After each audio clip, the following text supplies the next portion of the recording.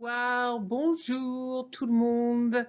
Je suis ici pour vous enseigner. I'm here to teach you. Une introduction de comment utiliser les pronoms. Vidéo à réviser pendant 4 semaines de devoirs. I thought about doing a single video for a single week of homework about pronouns. In fact, I'm going to make another video on top of this one that I think it'll take 4 weeks to go over. So much of language, if you think about the way we speak in English, it requires us to use pronouns regularly.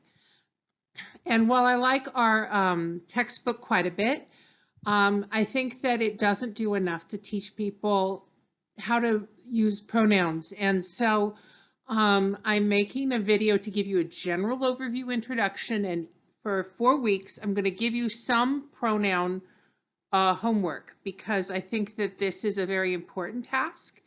And in fact, will make everything a little easier in French, especially when, for instance, you're watching a French film or reading a short French article in the newspaper, which you're about to be ready to do. And I want to get you ready for all of that.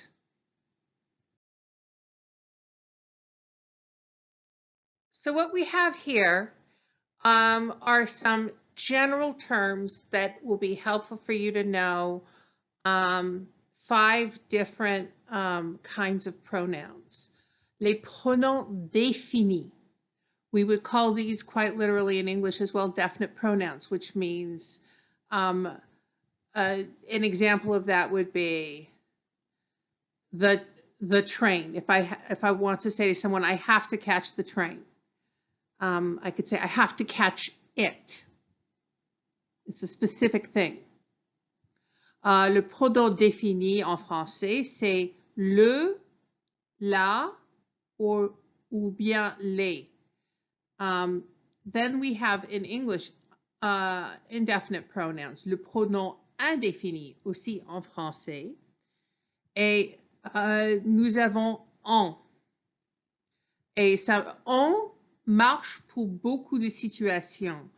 The word en works in lots of different situations. It works in many different contexts. We might use it as a stand-in for word of some or one. Sometimes will be accompanied with an en, and there are some other things that en does in the language. But for now, let's keep it more simple. Then we have les pronoms personnels, personal pronouns. Me, myself, you, yourself. And so let me walk you through briefly what those are. Moi, to toi, ce, lui, elle, soi. And it's going to take a while to break down exactly when you use me, te, and ce. I have a whole separate video for that. Nous and vous are not only subjects but used as pronouns. Ce is also used for the plural, il or elle, and in reflexive situations. Again, whole other video. But then there is the word which is used for both masculine and feminine plural pronouns. So we'll go over that in a little bit. Les pronoms possessifs, possessive pronouns, exist in our language. My dog, your cat, his rabbit, their pets. And so like nouns in French, possessive pronouns take on gender and plurality. So, mon chat, ma voiture, mes chaussures. Mon is masculine, ma is feminine, mes is plural. For tu, ton is masculine, ta is feminine, tes is plural. For il, elle, or on in the third person singular, sont is masculine, ça is feminine, c'est is plural. And then for the word nous, if I want to talk about our house, notre maison, here you see they are not divided for reasons that escape me, quite frankly, into masculine and feminine when I'm using nous, vous, or leur, the plural pronoun for their, like their car, leur voiture. So notre, you think if you know about Notre Dame, Our Lady, notre is our, but notre can also be a word used for a masculine noun. For instance, Notre Dame, obviously Dame is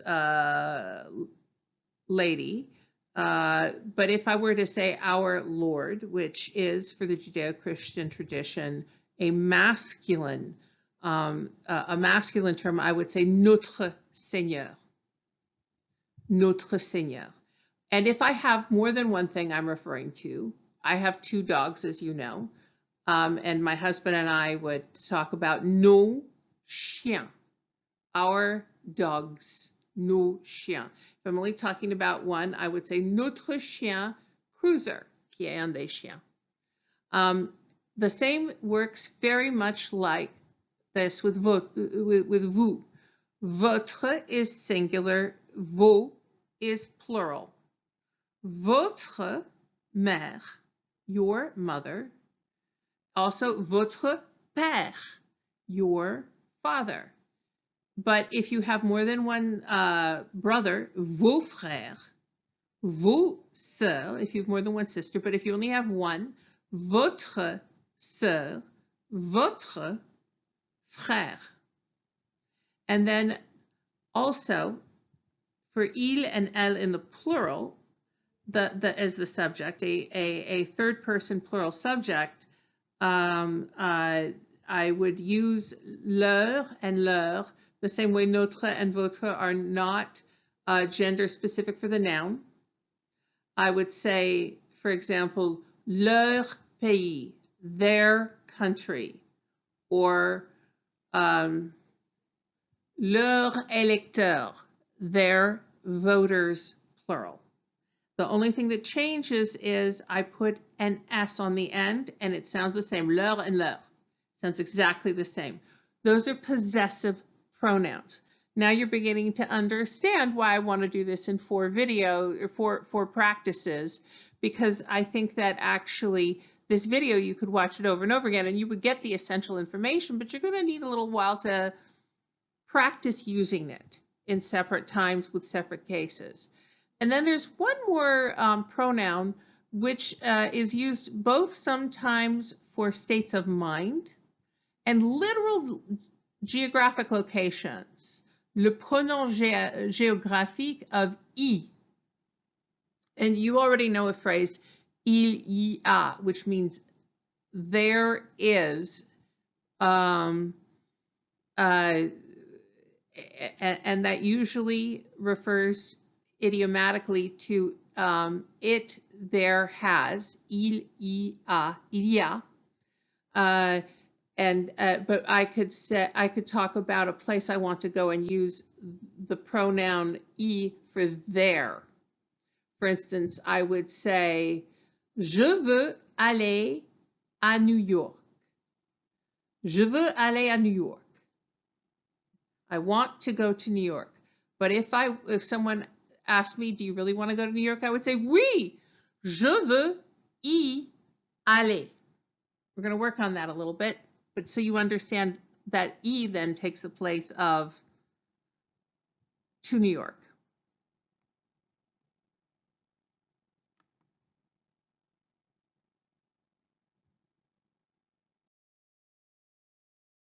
So let's get started with the definite pronouns, les pronoms définis.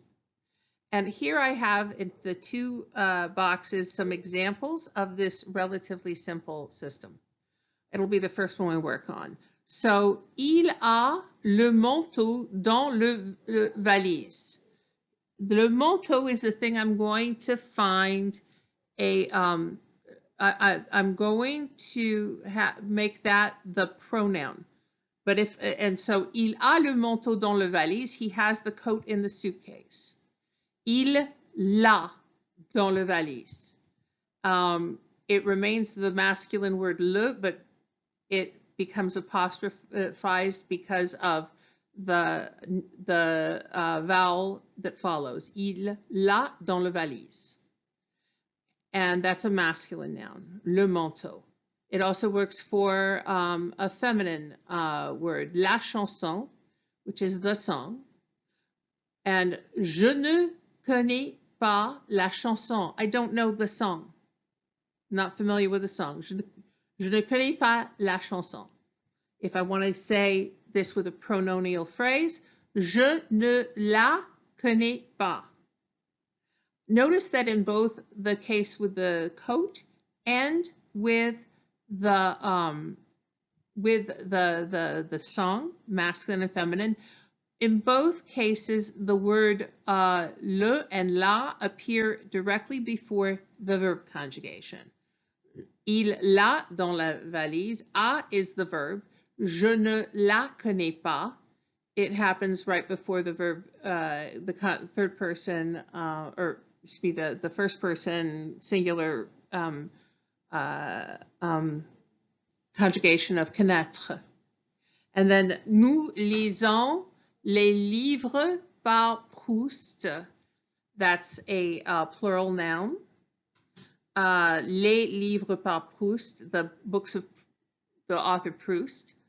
Nous lisons, we read. But if I want to say we're reading them, nous les lisons. Nous les lisons.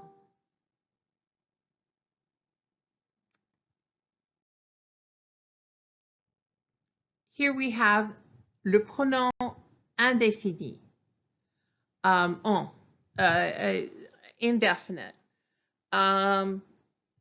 The pronouns would be replaced here by either the word English in English any or some, but in certain cases we would not have anything to replace because of the way that the word is constructed. So the first one, it says, and again, the indefinite pronoun is replacing the word that begins, or the noun that has des in front of it, or un or une. So some or one rather than the. So the first sentence in French here is vous ne portez jamais des fourrures. You don't ever wear furs. And so if I want to make that something where furs, basically literally some furs, would be replaced with the word en in this way. Vous n'en portez jamais. Vous n'en portez jamais. You don't ever wear any. En here replaces des fourrures. And notice again that it bumps up directly against, right before the conjugation of the verb to wear, porter. And here, in the second one, I am specifying, I'm replacing the word cigarette with en, but I am not replacing the quantity because for whatever reason, I want to say that how many I have. J'ai une cigarette. I have a cigarette or one cigarette. Someone could say to me, avez-vous une cigarette? And I'd say, oui, j'en ai une. I have one. And again, there's an apostrophe after je because you can't put two vowels together in French in that way. So j'en ai une means I have one.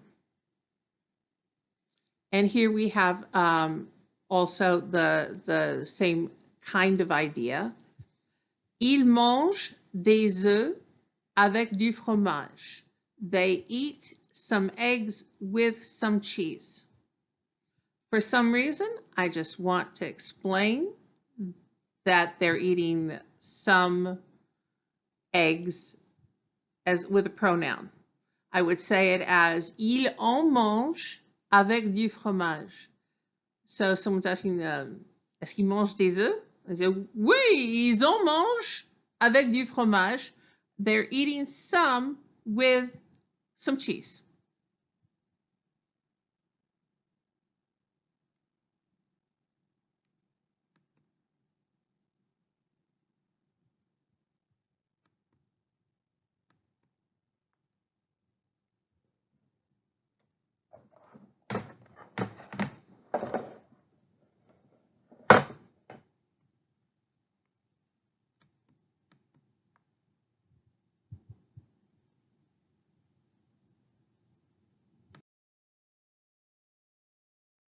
Sorry for the very long transition from the last slide.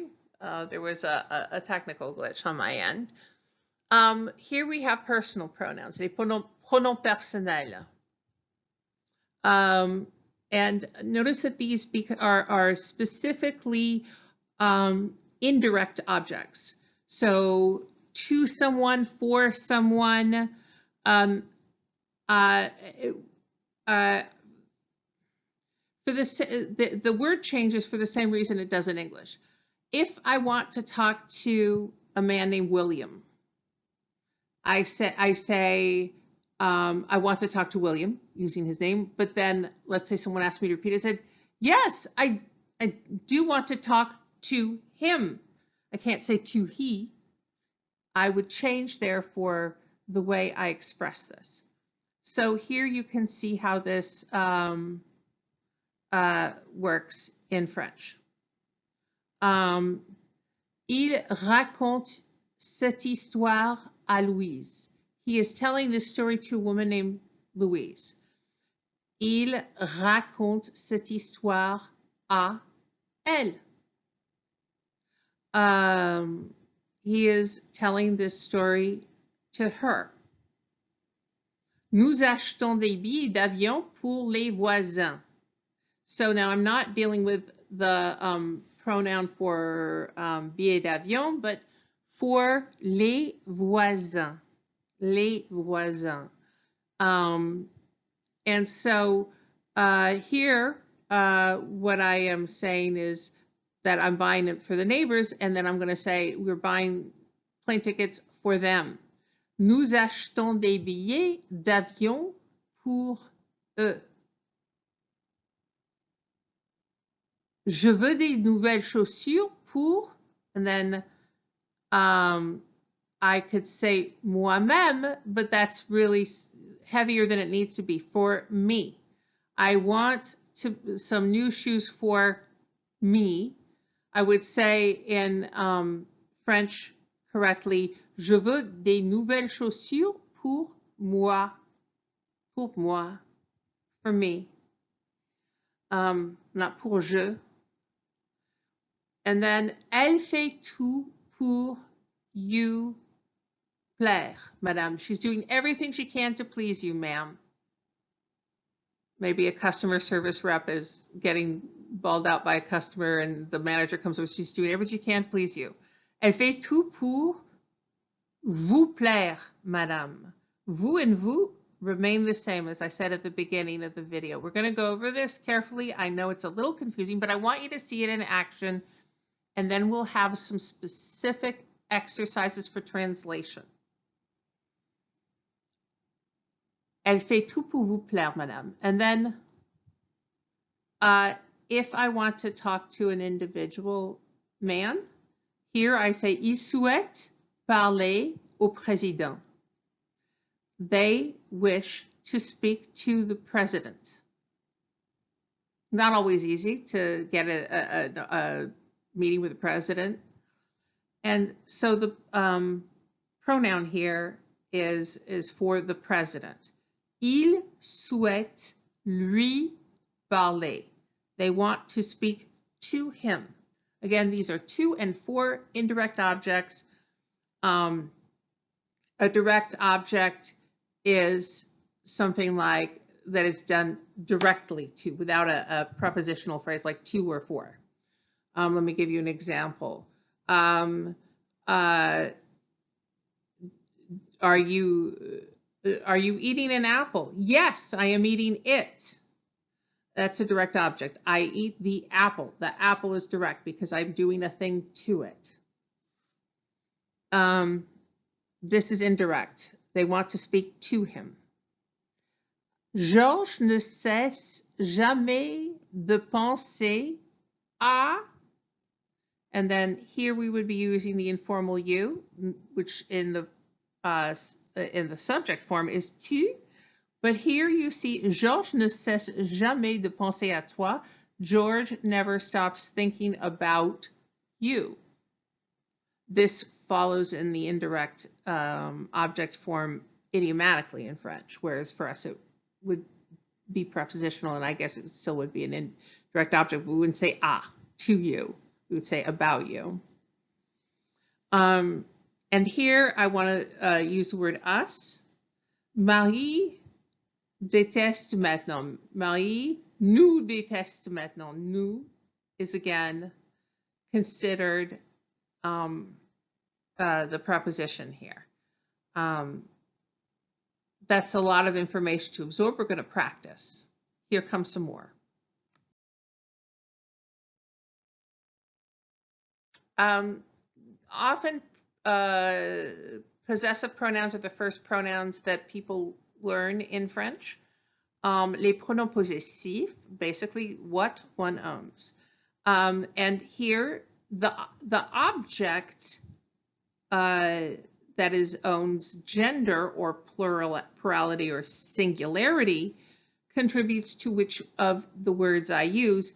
But if the noun that is possessed begins with a vowel, it uses the masculine form for the first, second, and third person singular. I'm going to walk you through that.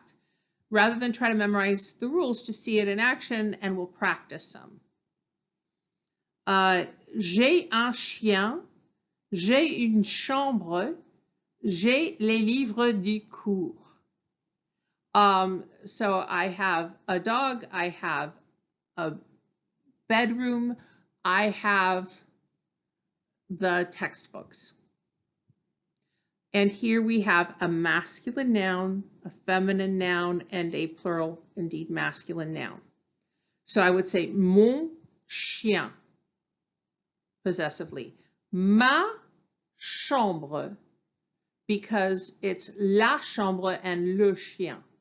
And if I have a plural noun, masculine or feminine, mes livres. But if it is a singular object, in other words, that is possessed, it would be masculine or feminine. If it begins with a vowel, I would say mon ami. And you can see that this is a feminine version of ami. So here I would say mon ami. I would also say this is an ear, and you'd say une oreille. Mon oreille. I would say mon oreille because I can't say ma oreille very easily. It feels that glottal stop that's common in English is not accepted in French so that they, instead of an actual elision where you say mamie, which just doesn't even sound right to them, they say mon ami for a feminine noun as well as a masculine noun. The same rule applies to possessive things when the subject is the second person singular and informal. Tu. Tu as un chat, tu as une sœur, tu as les flûtes de champagne. You have a cat, you have a sister, you have the champagne glasses. Ton chat, ta sœur, tes flûtes de champagne. Mais, but, ton oreille, your ear, even though it's a feminine noun. Same thing for the third person. Il a un chapeau, elle a une bouteille, on a les ordinateurs. They have, he has a hat, she has a bottle, one has the computers. Son chapeau, sa bouteille, ses ordinateurs, mais son école. Une école is how you say a school. And if it's, où va-t-il à l'école? Where does he go to school? Even though it's a feminine noun, I would say son école est Harvard University, or wherever he goes to school. Here, though, a little bit like the previous pronouns in the plural group, nous, vous, and il, elle, in the plural, the gender doesn't matter again for the thing that is possessed. I would say, for example, nous avons une maison, nous avons un groupe musical, nous avons des amis. I would say notre maison, notre groupe, nos amis, plural. Vous avez un poisson, une voiture, des yeux. You have a fish, a car, eyes, some eyes, literally, eyes. Votre poisson, votre voiture, vos yeux.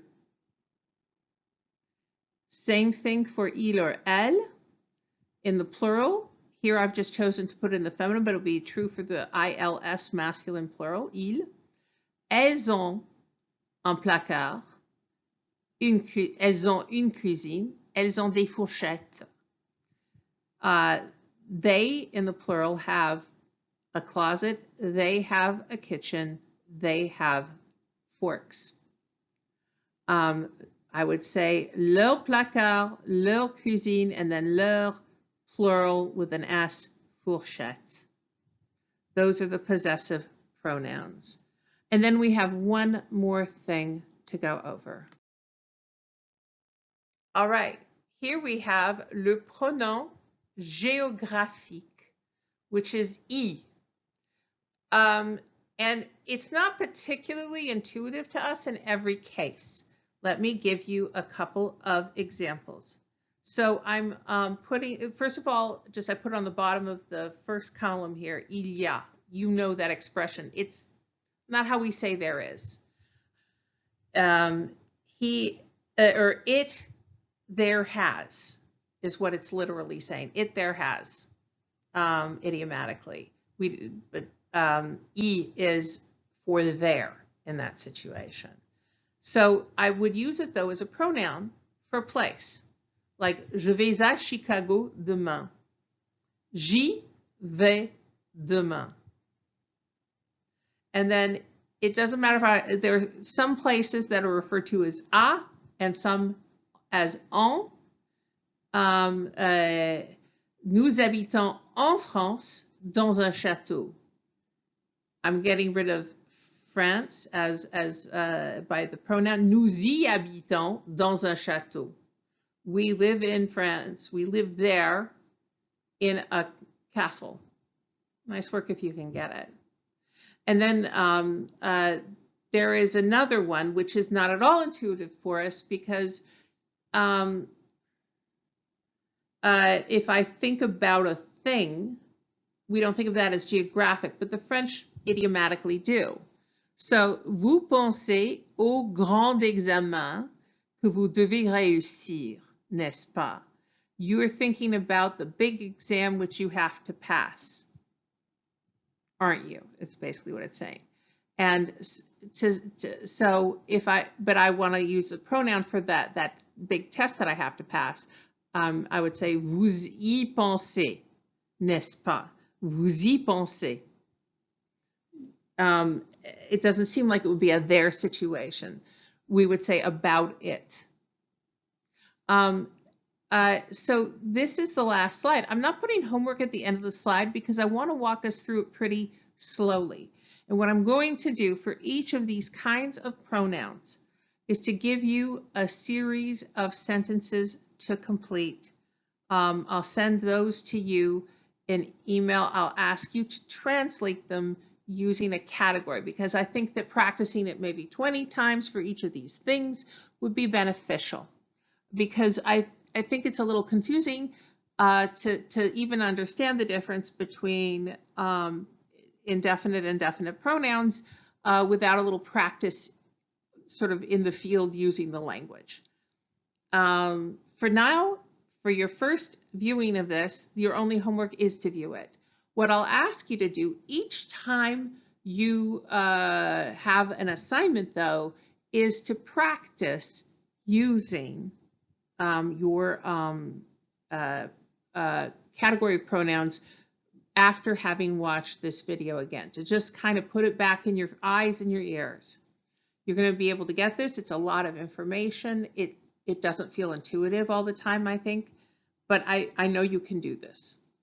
I have faith in you, and I'll see you in class.